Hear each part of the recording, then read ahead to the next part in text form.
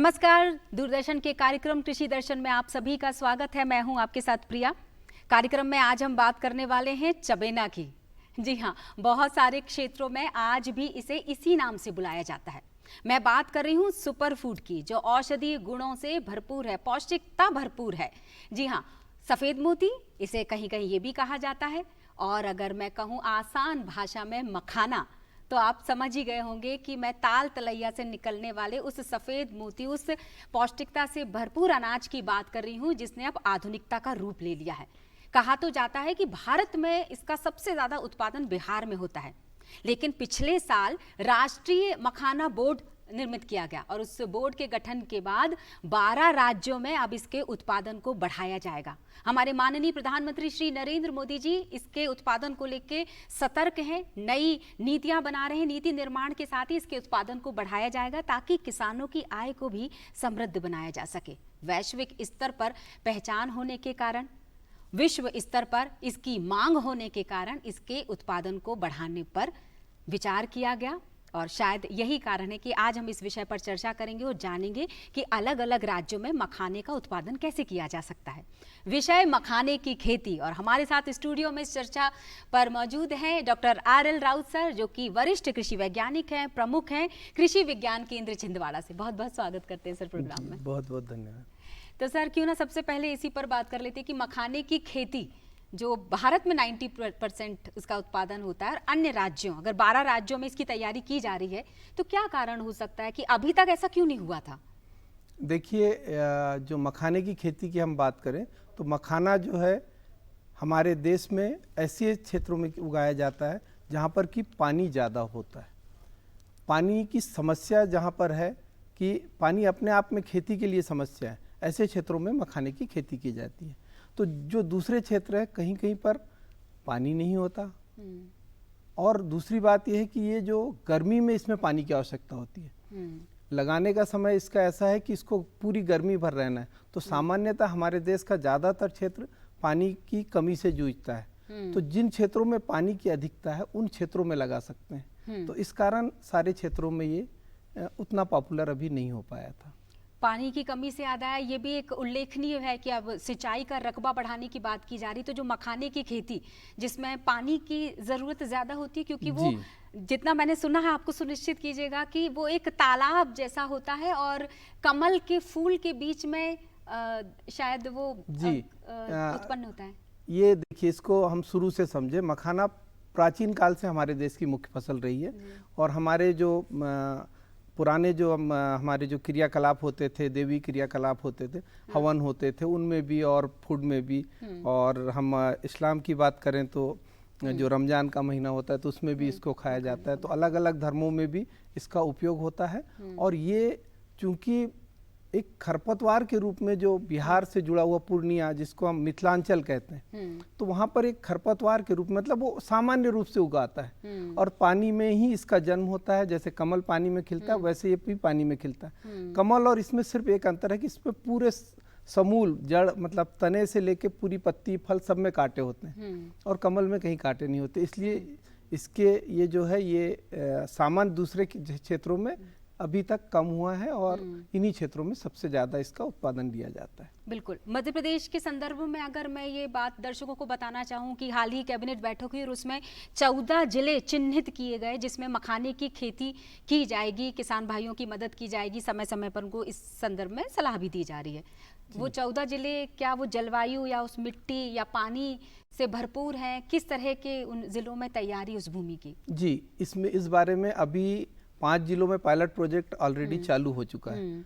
तो 5 जिलों में आपका बालाघाट है, सिवनी है, छिंदवाड़ा है, नर्मदापुरम है। इन जिलों में ये काम शुरू हो गया है, और वहाँ पर किसानों के साथ मखाने की खेती की जा रही। अन्य जिलों में हम इधर मालवा में जाते हैं तो मालवा के भी कुछ जिले हैं, और इंदौर संभाग के भी कुछ जिलों में माननीय मुख्यमंत्री जी ने निर्देश दिए हैं कि इनमें मखाने की खेती की जाए।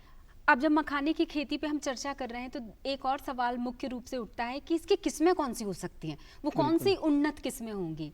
देखिए, जब भी हम किसी फसल की खेती करते हैं तो उन्नत किस्मों का होना बहुत आवश्यक है, क्योंकि उत्पादन उसी पर निर्भर करता है। अगर हमने किस्मों का चयन सही नहीं किया तो उत्पादन प्रभावित हो जाता है। और यहाँ दो तरह से उत्पादन प्रभावित होता है, क्योंकि दो चीज़ें हैं, एक तो उत्पादन लेना और उसके बाद उससे मखाने की जो गिरी निकलती है वो निकलना। तो ये दो तरह की चीज़ें मैं आपको वैरायटी में बताऊंगा। पहली वैरायटी है स्वर्ण वैदेही। ये किस्म भी हमारे वहाँ से निकली हुई है, NRC मखाना है बिहार में, वहाँ से निकली हुई है। तो इसमें जो है उत्पादन अच्छा होता है, 28 से 30 क्विंटल प्रति हेक्टेयर तक उत्पादन निकल जाता है। पर इसमें जो रिकवरी है, जो लाही जो निकलती है मखाने की, जो मखाना जिसको हम खाते हैं वो निकलता है, वो लगभग 28 से 30% रिकवरी है। तो ये थोड़ा सा इसका रिकवरी परसेंट कम है। दूसरी किस्म है सबोर मखाना 1। तो ये भी, इसका उत्पादन भी लगभग उतना ही है, पर इसमें फायदा ये है कि इसका उत्पादन जो है, मतलब जो गिरी जो निकलती है, रिकवरी जो है वो 45 से 50% तक है। तो उसमें हम जितना उत्पादन करते हैं उसका आधा लगभग हम लाही के रूप में प्राप्त कर सकते हैं, जिसको हम खा सकते हैं। बिल्कुल। तो फिर इन किस्मों का एक समय सीमा भी होती होगी, मतलब अगर मैं बीज रोपण की बात करना चाहूँ तो वो प्रक्रिया कैसे होगी, कब होगा उसका एकदम सही समय सटीक? बिल्कुल बिल्कुल, क्योंकि हम कोई भी फसल लेते हैं, जब भी हम किसी फसल की बात करते हैं तो एक पर्टिकुलर समय होता है कि उसी समय उसको निश्चित समय पर बोने से उसके उत्पादन में अच्छा लाभ मिलता है। तो सामान्यतः जो हमारी मखाना है, मखाने के लिए ये कहा जाता है कि इसका जो बोने का समय है, उसके बीज बोने का, नर्सरी तैयार करने का समय जनवरी फरवरी है। जनवरी में हमको उसके बीज को डाल देना है और नर्सरी से फिर हमको पौधरोपण का समय जो है फरवरी मार्च में 50 से 60 दिन की जब नर्सरी हो जाती है तो उसको वहाँ से ले जाके हमको जो मुख्य खेत है उसमें लगाना होता है। तो ये इसका बहुत ध्यान रखना पड़ता है। अगर हम इसमें लेट हुए तो सामान्यतः मखाने में दिसंबर जनवरी में अगर हमने मखाने के बीज नहीं बोए तो इसमें अंकुरन नहीं होता है। ये एक समस्या भी, ये चुनौती भी कह सकते हैं जी बिल्कुल। तो बिल्कुल। इसका मतलब भंडारण को लेके भी चुनौतियां होंगी फिर? बिल्कुल, भंडारण के लेके वो आपने सही प्रश्न कर लिया कि ये मखाने का बीज का जो भंडारण है ये पानी में किया जाता है। सामान्यतः हमारे जो बीज होते हैं हम उनको बोरों में भर के घर में रख लेते हैं, पर मखाने के साथ ऐसा नहीं है। मखाने के बीज को निकालने के बाद फिर से उनको बोरियों में भर के फिर से पानी में डुबा दिया जाता है ताकि पूरे समय इसमें ये जल की अवस्था में रहे और जब बोने का समय आता है उस समय फिर इनको लेके फिर खेत में बोया जाता है। जी। जब मैं हमारे दूरदर्शन में समय समय पर इस पर काफ़ी प्रोग्राम्स बने हैं, उसकी प्रक्रिया बहुत रोचक होती है। कुछ दिनों पहले दूरदर्शन में इस प्रोग्राम को भी बताया गया था कि किस तरह से हमारे किसान भाई पानी के अंदर उतरते हैं, पानी के अंदर, फिर वो फूल लेकर आते हैं, फिर उसको छांटा जाता है, फिर उसके ऊपर की गंदगी को निकाला जाता है, फिर तुरंत ही उसको सेकना भी ज़रूरी होता है, क्योंकि अगर समय रहते उसकी सिकाई ना की जाए तो भी मखाने के खराब होने का डर होता है। तो इस प्रक्रिया के बारे में थोड़ा हम संक्षिप्त में बताएं दर्शकों को कि कितना चैलेंजिंग होता है जो हमारे किसान भाई इतनी मेहनत से करते हैं। बिल्कुल, मखाना तो एक तो पूरी तरह चैलेंजिंग फसल है, क्योंकि इसमें पहली चैलेंज तो मैंने ये कहा कि काटें, पूरी फसल में काटें। दूसरा इसमें चैलेंज है कि खरपतवार।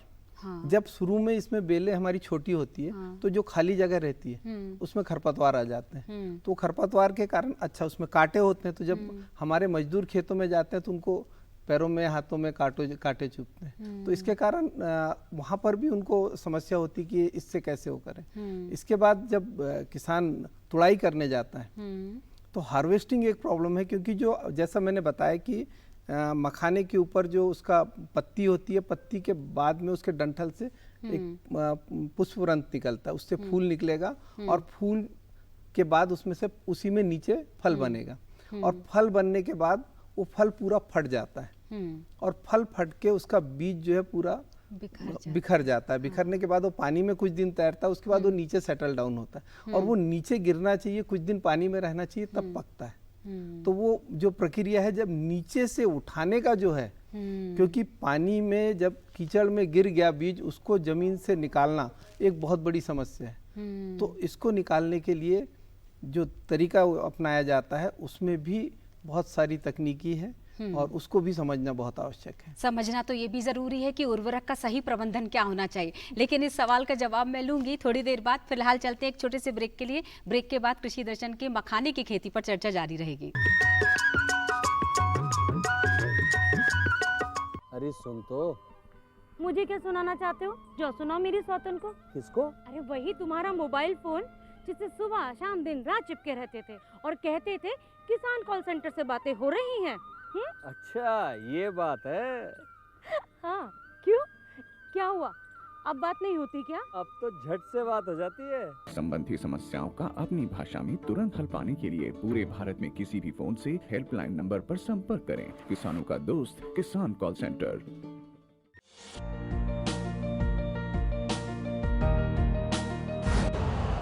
यूरिया का स्वदेशी उत्पादन 70 लाख टन बढ़ाने के लिए 6 उर्वरक संयंत्रों का उद्धार किया जा रहा है।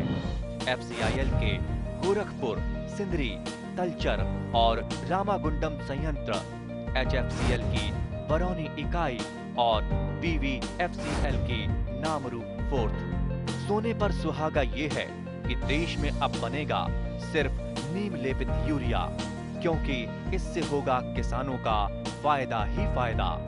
अनाज का उत्पादन 10% तक बढ़ेगा। बढ़ेगी 10 से 15% नाइट्रोजन क्षमता।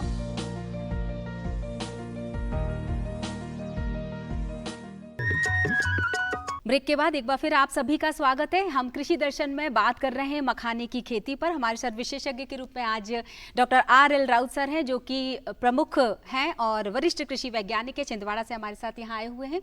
सर, मैंने ब्रेक पर जाने से पहले ना वो उर्वरक प्रबंधन का सवाल किया उर्वरक था। प्रबंधन की बात कर रहे थे। तो उर्वरक प्रबंधन सामान्यतः अभी जो हमारे बिहार में किसान भाई करते हैं, क्योंकि तालाबों में करते हैं तो बहुत ज़्यादा उर्वरकों का प्रयोग नहीं होता है। पर अभी जो नया तरीका आ रहा है कि हम सामान्य खेत में कर सकते हैं, हाँ।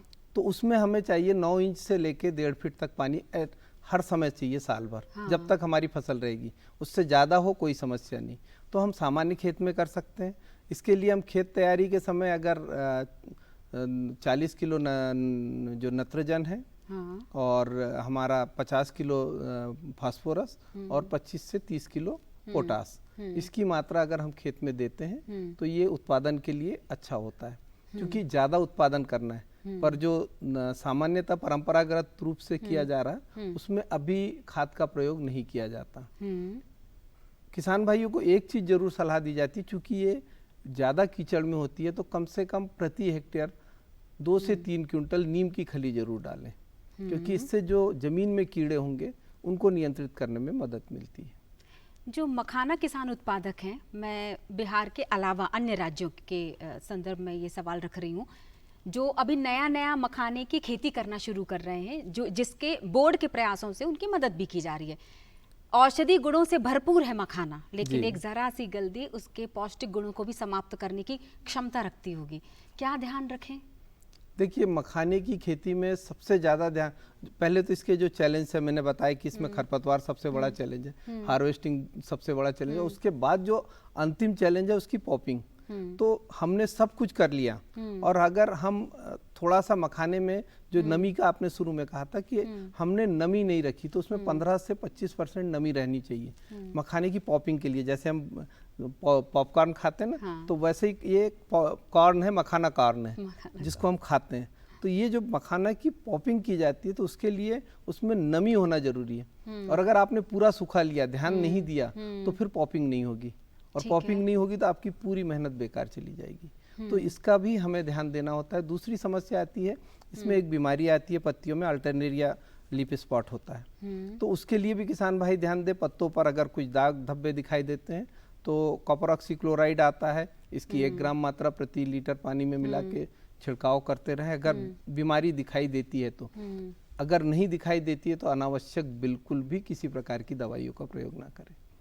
जब भी खेतीबाड़ी की बात की जाती है तो मुख्य रूप से ये बात कही जा रही है पूरे देश भर में कि खेती को लाभ का व्यवसाय बनाना है। बिल्कुल। यानी एक खेती के साथ साथ अन्य जो फसल उत्पादन है उस पर भी ध्यान दिया जाना है। बिल्कुल। क्या ऐसा सुनने में आया है, क्या ये संभव है कि मखाने के उत्पादन के साथ मछली पालन भी किया जा सकता है? बिल्कुल किया जा सकता है, और इसके लिए बिहार में कुछ प्रयोग भी किए जा रहे हैं। पर मछलियों का जो चयन है वो थोड़ा ध्यान रखना होता है कि हाँ। किस तरह की मछली, और दूसरा ये है कि समय का ध्यान रखना होता है, क्योंकि जैसा और अगर मैंने अपन अन्य राज्य जैसे मध्य प्रदेश के पॉइंट ऑफ व्यू से पूछूं, अगर ये हाँ कर सकते हैं, मैं वही बता रहा था कि राष्ट्रीय परिदृश्य में हमने ये बात की, और अगर राज्यवार बात करना चाहें तो बिल्कुल कर सकते हैं। हम मध्य प्रदेश में भी कर सकते हैं। सिर्फ इतना ध्यान रखना है हमें कि जब हम मछली पालन कर रहे हैं तो उस समय क्या है, इसमें जब पत्ते पूरे बड़े हो जाते हैं तो ये पूरा एरिया, पानी का एरिया ढक लेता है, तो वहाँ पे ना लाइट जाता है ना ऑक्सीजन जाती है, तो हमारी जो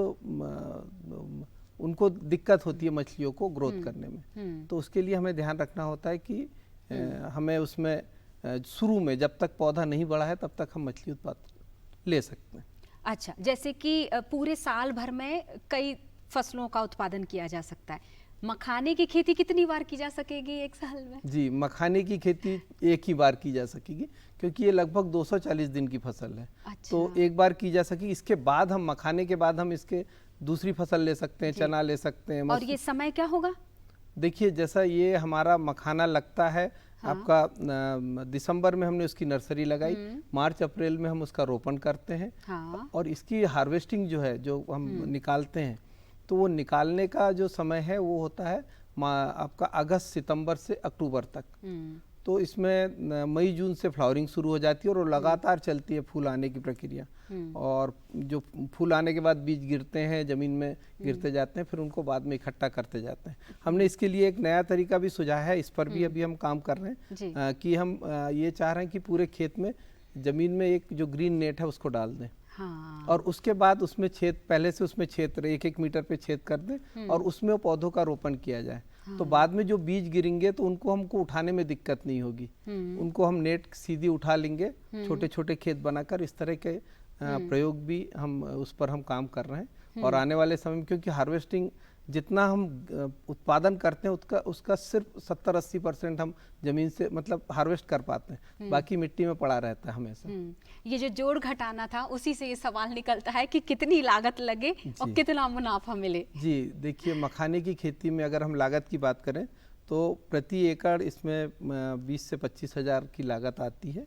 और जो उसका लाभ अगर हम करें तो ये करीब 8 से 10 क्विंटल तक हमको मखाना मिल जाता है, रा मखाना जिसको बोलते हैं। तो ये रा मखाना को गुड़ी, इसको वहाँ बिहार में गुड़ी भी बोलते हैं। तो ये जो रा मखाना मिलता है तो इसको 600 से वो ये 200 से 300 रुपये किलो तक ये बिक जाता है। तो लगभग 60,000 से लेके 1,20,000 तक, उसके ऊपर है कि भाव कैसा मिल रहा और उत्पादन कैसा हुआ। तो किसान भाइयों को मतलब 40-50 हज़ार रुपये प्रति एकड़ बिल्कुल निश्चित आय मिलती तो है। मतलब कितने एकड़ में की जा सकेगी ये खेती? किसान भाई के ऊपर है, कितना उसके पास पानी के संसाधन है, उसके हिसाब से वो कर सकता है। और दूसरा, ये तो हमने इसकी बात की, अगर वो पॉपिंग करता है, अभी भारत सरकार पॉपिंग के लिए भी सपोर्ट कर रही, 35 से 50% तक अनुदान उसके ऊपर दे रही। अगर इसके हम पॉपिंग करके फिर बेचते हैं तो जो हमारा 200 का मखाना था वो 800 से 1200 रुपए किलो बिकता है। तो वो एक अलग फायदा है उसका। तो उसमें हम 2 लाख भी कमा सकते हैं प्रति एकड़। जिस तरह से एक जिला एक उत्पाद, इससे बहुत मदद मिल रही है, हमारे किसान भाइयों को मदद मिल रही है कि किस तरह से वो अपने उत्पाद को दूर दराज तक पहुंचा सकते हैं। अगर मखाने की खेती के संदर्भ में ये सवाल रखूं कि कैसे उत्पादन होने के बाद वो अपने मतलब इस फसल को ही बोल सकते हैं, इसको पहुंचाए उस स्तर तक, बहुत वो कैसे मदद? देखिए, किसी भी फसल में ये बड़ा महत्वपूर्ण पहलू होता है कि हमने उत्पादन कर लिया, हम बेचे कैसे, मार्केटिंग सबसे बड़ा वो होता है।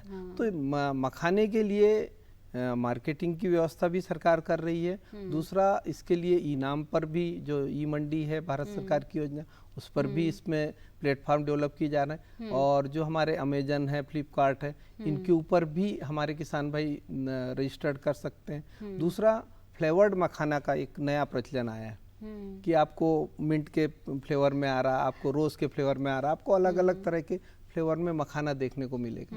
तो ये जो एक नया प्रचलन आया है, तो उससे आपकी जो किसानों की जो आय है वो वैसे ही, मतलब जो अभी हम बोल रहे थे 1200 रुपये किलो बिक रहा, जब वो फ्लेवर में जाता है, इलायची के फ्लेवर में, आपके मिंट के फ्लेवर में, अलग अलग तरह के फ्लेवर में जब किसानों के पास मतलब कंज्यूमर के पास जाता है तो उसकी कीमत डबल हो जाती, फिर डबल हो जाती है। तो 1200 से वो 2400 रुपये और 5000 रुपये किलो तक हो जाता है। तो छोटे छोटे पैक में आपके एयरपोर्ट पे, आपके दूसरे जो जहाँ पर लोगों को थोड़ा सा प्राइम हमारे लोग जाते हैं, वहाँ पर इसकी सेल है। मेरा ये सवाल अगला इसी पर था कि जो ये मखाना राष्ट्रीय मखाना बोर्ड जो बना है, जिसके प्रयासों से ये सारी चीज़ें हो रही हैं, नए नए सूत्रों पर काम किया जा रहा है, अभी उनका अगला स्टेप क्या है? 1 साल ऑलमोस्ट होने वाला है, सितंबर 2025 में इस बोर्ड का गठन किया गया था। तब से लेके अब तक में क्या परिवर्तन आए? किस तरह से जागरूकता अभियान की बहुत ज़रूरत होगी अन्य राज्यों में? जी, अभी अगर हम देखें तो राष्ट्रीय मखाना मिशन, मखाना बोर्ड के गठन के बाद बिहार में लगभग डबल हो गया एरिया इसका, जितना एरिया था, और प्रोडक्शन भी हमारा लगभग डबल हो गया। अब हमारा ये है कि हम अन्य राज्यों में बढ़ा रहे हैं, दूसरा निर्यात पर वो फोकस कर रहे हैं। तो अभी जो हमारा निर्यात 85 करोड़ का करीब का है, तो उसको बढ़ा के हम डबल करने के लिए प्रयास कर रहे हैं। तो ये जो निर्यात बढ़ाने का जो प्रयास है, तो इस पर भी सरकार, जो मैंने अभी बताया कि अलग अलग तरह के जो नाबार्ड है और जो एपीडा है, जो एक्सपोर्ट को कंट्रोल करते हैं, तो ये लगातार इस पर कार्य हो रहा है और ये आगे बढ़ेगा। ये जो फसल क्षति की मैं संक्षिप्त में इसका जवाब ले लूँगी आपसे। फसल क्षति की जब हम बात करते हैं, बहुत सारी योजनाएं हैं जो हमारे किसान भाइयों की मदद करती हैं, जैसे प्रधानमंत्री सम्मान निधि की बात करूं, मध्य प्रदेश में मुख्यमंत्री किसान कल्याण योजना, मतलब बहुत तमाम योजनाओं का संचालन किया जा रहा है। क्या इसमें फसल क्षति को लेकर कोई चुनौतियां हैं? क्योंकि अभी तो ये मामला थोड़ा सा नया है अन्य राज्यों में। जी, देखिए, इसके लिए जो फसल बीमा योजना है, प्रधानमंत्री फसल बीमा योजना प्रधानमंत्री जी द्वारा लागू की गई 2015 में, और इसके तहत निश्चित रूप से बीमा किया जाता है, पर उसका एरिया का निर्धारण होना चाहिए कि अधिक एरिया में जहाँ फसल हो वहाँ पर की जाती है। जी बिल्कुल, बहुत बहुत धन्यवाद सर। बहुत संक्षिप्त में बहुत अच्छी जानकारी हमको मिल चुकी है। जो हमारे मखाना किसान उत्पादक सुन रहे होंगे कार्यक्रम को, उनको ये भी हम बता देते हैं कि राष्ट्रीय मखाना बोर्ड की तरफ से ये भी है कि उन्हें अनुदान राशि दी जा रही है, जो भी हमारे उत्पादक किसान होंगे। तो बहुत बहुत धन्यवाद। डॉक्टर RL राव जी हमारे साथ जुड़े हुए थे, वरिष्ठ वैज्ञानिक, कृषि विज्ञान केंद्र छिंदवाड़ा से थे। तो किसान भाइयों, आपको सीधे लिए चलते हैं दिखाने खबरें खेती की, जहां आपको खेती किसानी से जुड़ी हुई नई खबरें पता चलेंगी। नमस्कार किसान भाइयों, खबरें खेती की में आपका स्वागत है। आइए नजर डालते हैं कृषि से जुड़े प्रमुख समाचारों पर। पराली समस्या नहीं, संसाधन बनेगा। भारत सहित कई देशों में सूखे का संकट। मध्य प्रदेश में मानसून की दस्तक जल्द ही। मृदा स्वास्थ्य प्रशिक्षण कार्यक्रम आयोजित, और किसानों को बताएं जैविक कृषि के लाभ। अब खबरें विस्तार से। धान कटाई के मौसम में पराली जलाने की समस्या से निपटने के लिए केंद्र सरकार ने तैयारियां तेज कर दी हैं। नई दिल्ली के कृषि भवन में केंद्रीय कृषि मंत्री शिवराज सिंह चौहान और केंद्रीय पर्यावरण मंत्री भूपेंद्र यादव ने एक उच्च स्तरीय बैठक की। इस बैठक में पराली के स्थायी समाधान और फसल अवशेष प्रबंधन योजना की समीक्षा की गई। सरकार के अनुसार वर्ष 2026-27 के लिए फसल अवशेष प्रबंधन CRM योजना के तहत 544.15 करोड़ रुपए का बजट रखा गया है। इसमें से 272.07 करोड़ रुपए की पहली किस्त राज्यों को जारी भी की जा चुकी है। चालू वर्ष में राज्यों ने 46,000 से अधिक पराली प्रबंधन मशीनें बांटने, 910 कस्टम हायरिंग केंद्र बनाने और 141 पराली आपूर्ति परियोजनाएं शुरू करने का लक्ष्य रखा है। श्री चौहान के अनुसार साल 2026 की धान कटाई के दौरान करीब 2.762 करोड़ टन पराली निकलने का अनुमान है, जिसके उचित प्रबंधन के लिए राज्यों की कार्य योजनाओं पर चर्चा हुई। इस बार अल नीनो का संकट पहले से कहीं ज़्यादा खतरनाक होने वाला है, जिससे दुनिया भर का मौसम बिगड़ेगा। विश्व मौसम विज्ञान संगठन की चेतावनी के मुताबिक ग्लोबल वार्मिंग की वजह से इस बार रिकॉर्ड तोड़ गर्मी और सूखा पड़ सकता है। इसका सबसे बुरा असर भारत सहित पूरे एशिया पर पड़ेगा, जहां कमज़ोर मानसून के कारण धान और मक्का जैसी फसलों को भारी नुकसान होने की आशंका है। पहले भी 2015 में इसके चलते भारी नुकसान हुआ था। इस बार किसानों पर दोहरी मार पड़ेगी। एक तरफ सूखे का खतरा, तो दूसरी तरफ खाड़ी में सैन्य तनाव के कारण डीजल और खाद जैसी ज़रूरी चीज़ों की कीमतें आसमान छू रही हैं, जिससे खेती की लागत बहुत बढ़ गई है। मौसम वैज्ञानिकों के मुताबिक अगले कुछ हफ्तों के भीतर प्रशांत महासागर में अल नीनो का एक नया और संकट दौर शुरू होने वाला है। मध्य प्रदेश में दक्षिण पश्चिम मानसून का इंतजार लगातार बढ़ता जा रहा है। पहले जहां मानसून के 15 से 20 जून के बीच पहुंचने की उम्मीद जताई जा रही थी, वहीं अब मौसमी परिस्थितियों में बदलाव के कारण इसके आगमन में देरी हो रही है। विशेषज्ञों का मानना है कि मानसून की धीमी रफ्तार और अल नीनो के प्रभाव ने इसकी प्रगति को प्रभावित किया है। वर्तमान में मानसून मध्य प्रदेश की सीमा से काफ़ी दूरी पर ठहरा हुआ है। इसकी अग्रिम रेखा भोपाल से लगभग 550 किलोमीटर दूर बनी हुई है। मानसून की गति धीमी पड़ने के कारण प्रदेश के अधिकांश हिस्सों में अभी भी गर्मी और उमस का असर बना हुआ है। मौसम केंद्र के विशेषज्ञ अरुण शर्मा के मुताबिक बंगाल की खाड़ी और अरब सागर में सक्रिय मौसम प्रणालियां फिलहाल कमज़ोर पड़ी हुई हैं। इसके कारण मानसूनी हवाओं को पर्याप्त ऊर्जा नहीं मिल पा रही है। साथ ही हवाओं के रुख में बदलाव और वातावरण में नमी की कमी भी मानसून की प्रगति में बाधा बन रही है। कृषि विज्ञान केंद्र टीकमगढ़ के प्रधान वैज्ञानिक एवं प्रमुख डॉक्टर BS किरार के मार्गदर्शन में पांडेर, महोबिया, चंदेरी खास, करमासन घाट एवं railway bridge Jhansi road Tikamgarh में प्रशिक्षण आयोजित कर कृषक एवं महिला कृषक को प्रशिक्षण दिया गया।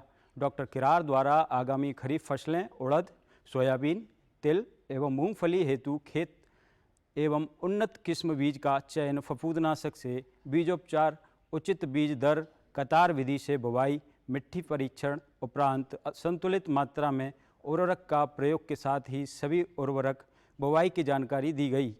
मृदा परीक्षण हेतु मृदा नमूना लेने की विधि एवं परीक्षण के विषय पर विस्तृत जानकारी दी गई। साथ ही सब्जी फसलों में लगने वाले प्रमुख कीट, सफ़ेद मक्खी, माहुए, इल्ली, सेमीलूपर आदि कीटों की पहचान एवं प्रभावी नियंत्रण के बारे में विस्तार से बताया गया। कृषि विज्ञान केंद्र बैतूल बाजार में प्राकृतिक खेती को बढ़ावा देने के उद्देश्य से 1 दिवसीय कार्यशाला का आयोजन किया गया। कार्यक्रम में कृषि विज्ञान केंद्र बैतूल के वरिष्ठ वैज्ञानिक एवं प्रमुख डॉक्टर SK तिवारी ने किसानों को प्राकृतिक खेती की संपूर्ण जानकारी दी एवं कीट एवं रोग प्रबंधन के विषय में विस्तृत जानकारी प्रदान की। किसानों से प्राकृतिक खेती अपनाने का आह्वान करते हुए रासायनिक उर्वरकों एवं कीटनाशकों के दुष्प्रभावों पर प्रकाश डाला गया। उन्होंने प्राकृतिक खेती से उत्पादित फसलों के लिए बैतूल में विशेष बाजार स्थापित करने की आवश्यकता पर जोर दिया। रासायनिक खेती के दुष्परिणामों एवं प्राकृतिक खेती के लाभों की जानकारी किसानों को दी गई। फिलहाल खबरों में बस इतना ही। दीजिए इजाज़त। नमस्कार।